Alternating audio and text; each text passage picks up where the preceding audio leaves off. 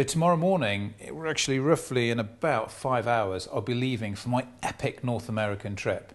Now this year we're going to Wolverine Creek in Wyoming to shoot elk and mule deer, and then we're heading from there to Newfoundland to Ironbound Outfitters, where we're going to hopefully shoot 3 moose and a black bear. So I thought I'd share with you all of the equipment I take on what is effectively the most epic hunting adventure I've had so far this year. So let's have a look first at the rifles I'll be taking. I'm going to be taking 2. Now, both are set up slightly differently, but they give me the option of a backup. And when you go hunting in the wilderness, there's not rifle stores around, there's no repairs. You basically have what you've taken with you. Now, right here, I have my Ruger M77 Hawkeye Standard in 300 Win Mag, which is a phenomenal, solid, well-performing rifle. It's built tough. On top of that is a Swarovski Z6, 5-30x50. When I go to Wolverine Creek, the chances are I'm going to be shooting maybe 250, 300 yards, potentially even further if we can't get close enough and we're across the ravine. Now that 30 magnification scope gives me the opportunity of making sure I can pick my aim point much, much better, particularly on a mule deer, which is much bigger than a red stag. However, for Ironbound, I'll be taking the Blaser R8 Professional. That's also in 300 Win Mag, but is topped with a Zeiss Victory Davari 2.5 to 10x50. It's a slightly more compact scope, and because it's got that 2.5 magnification, if you're in and around the thick stuff, particularly when you're going for moose, you've got a much broader field of view. I prefer when we're going into the thick stuff to use a 2.5 or a 3x magnification rather than a 5. Now by the side of that we have my binoculars, and it's the same ones I always use. Zeiss Victory 10x45 range-finding binos. Now that's what I use for absolutely everything. Not only is the 10x45 have the perfect aperture for low light conditions, the range-finding really takes all of the guesswork out. As you can see right next to those, I have my Browning binocular harness. Now I don't tend to use a normal strap with my binos, basically because the bino strap or bino harness allows me to hold the binoculars close to my chest, which is great when you're crawling. If you use a normal bino strap, then the binos can drag on the floor. I use the same Realtree AP Sling for both rifles, and also a Realtree APG Garlands Neoprene stock cover. Now that is to protect the woodwork, but also more importantly, try and keep the noise down. When you're in the thick stuff, when you're in twigs and brambles or spruce, if anything scratches on the stock, not only can it damage it, but it also makes a noise, both on the plastic of the R8 Professional and on the wood. So that really just does dull everything down. You need to be as silent as possible.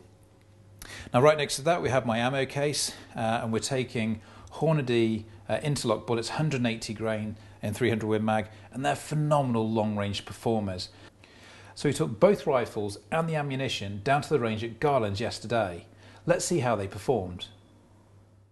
Now we brought down the Ruger M77 Hawkeye Standard in 300 Win Mag, and this is a rifle that's going to be accompanying me up the mountain in Wolverine Creek in Wyoming. It's got a 24-inch hammer-forged steel barrel, solid wooden stock. It's also got integral scope mounts and a non-rotating Mauser type extractor, so it's built for solid, hard-working conditions.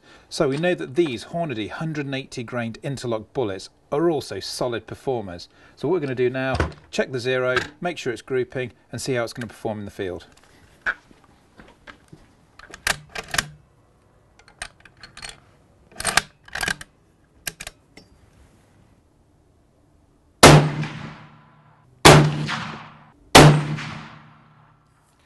Well, you know, that's a pretty good group there. They're all touching. Centre to centre is about ½ an inch. So, you know, the Ruger M77 Hawkeye, it delivers. And if it's shooting like this up in the mountains, we're good to go. So we're down at the range at Garlands Shooting Ground, and we're putting the Blaser R8 Professional through its paces. Last year I took my Shiras Moose right the way up in the Rocky Mountains in British Columbia at 418 yards, and this delivered absolutely perfectly. We also went up for a mountain goat right at the top of the mountains above the snow line, minus 35 degrees, and also my hand didn't, but this rifle still performed. We just need to make sure it's shooting straight, and it's an automatic choice for the trip we're going on to North America. So let's see how it performs.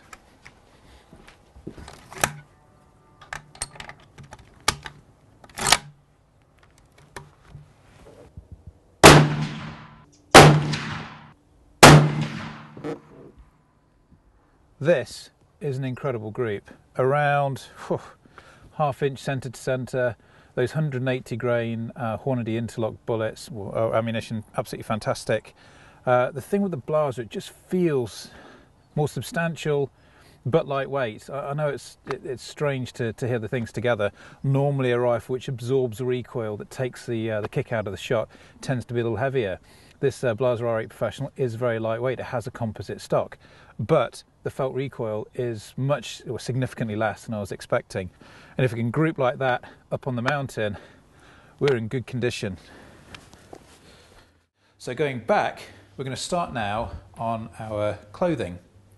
Now there's a bit of a mix of things here, but broadly I use the same method of layering wherever I go. Now when you're going to a mountainous area, whether it be ironbound in Newfoundland or whether it be right at the top of the Rockies, you need to layer up. You're going to be working hard during the day, and when you stop, you're going to get cold. So how you layer up and how you mix and change your layers is very important, both for comfort and also stop you from dying of exposure. Now, there's two different types of footwear for two different applications. When you go to Newfoundland, you're going to be in marsh, boggy conditions. So I always take Grubbs Stalker boots, which means you can cross small rivers, and if you do lose your foot, a foot into the marsh, then you're not going to get wet. Wet feet make for a very long day. However, they're completely inappropriate for hunting up in the mountains. So for that purpose, I have these Scarpa Manta mountain boots. So they're good solid boots. They've got a really tough edge because chances are you're going to be climbing on the side of your feet. And if you're not careful, this edge here, if it's not completely solid and can grip against the rocks, you're going to be sliding down just as fast as you're climbing. So the next thing when it comes to your feet is your socks. Two reasons. First, to keep your feet warm. Secondly, to stop you from blistering. Now, I tend to wear cotton underwear as we come further up. Lots of people say you should use polypropylene or some kind of technical fabric. I just find my backside finds it more comfortable from wearing cotton. So over the top of that, I wear Thermoswed, which is a polypropylene layer which does wick moisture away, sits very closely on your skin. And then the next layer on top of that is an insulating layer, so you're moving moisture away from the skin, and then you need to keep warm air against that.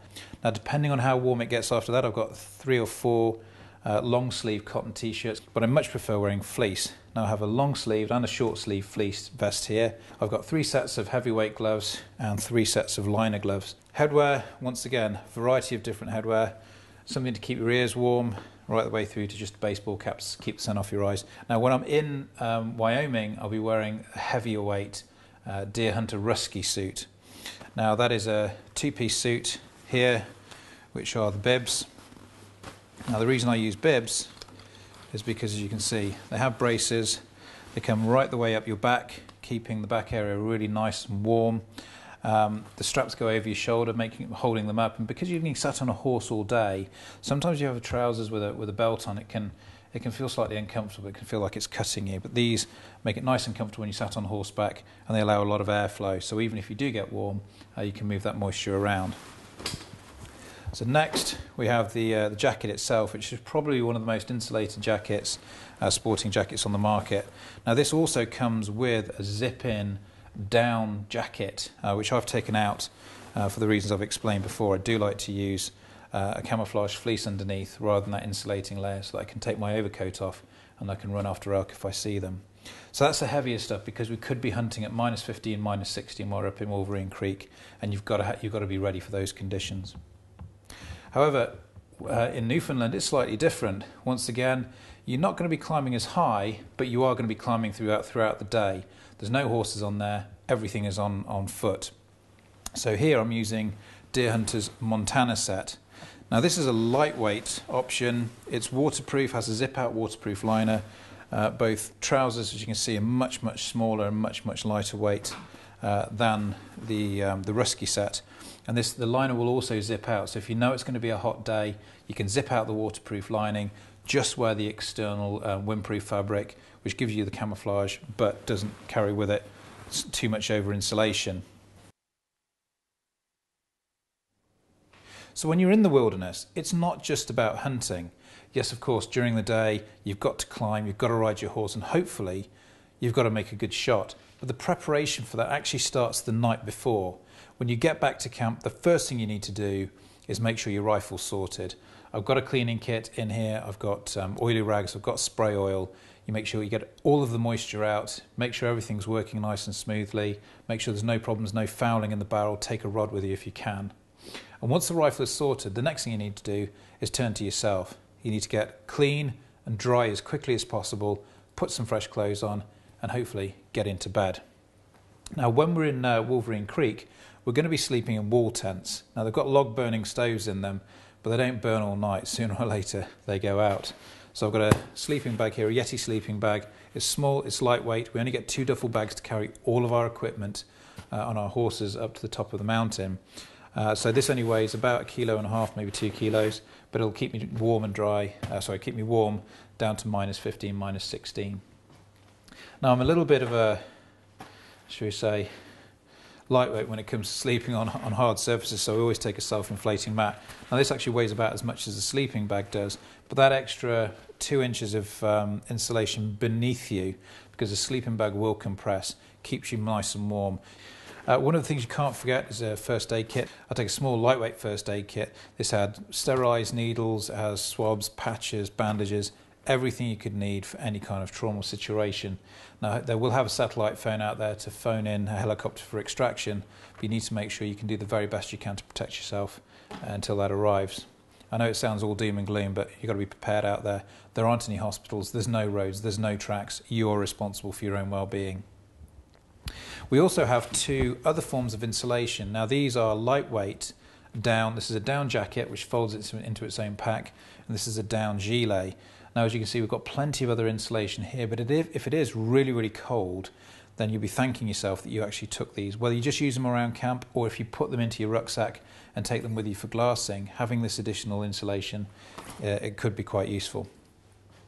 Now, finally, we come to the last piece of the day, which is how you get changed into when you get back to camp. Now, I'm a big fan of Creature Comforts. Now, these are my Crocs, and you can see these are the Crocs that I actually wear all the time. They're not brand new ones, they're already worn into my feet.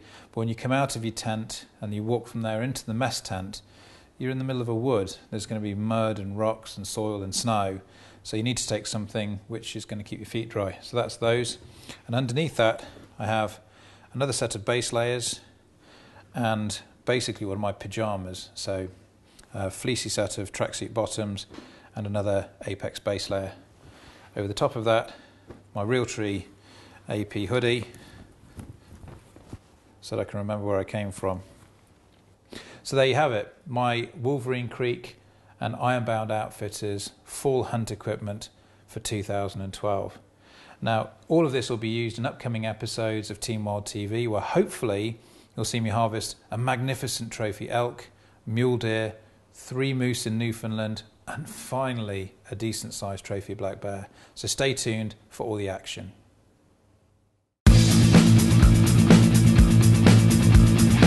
Be sure to subscribe to Team Wild TV for the best hunting, airgun and gear videos on YouTube.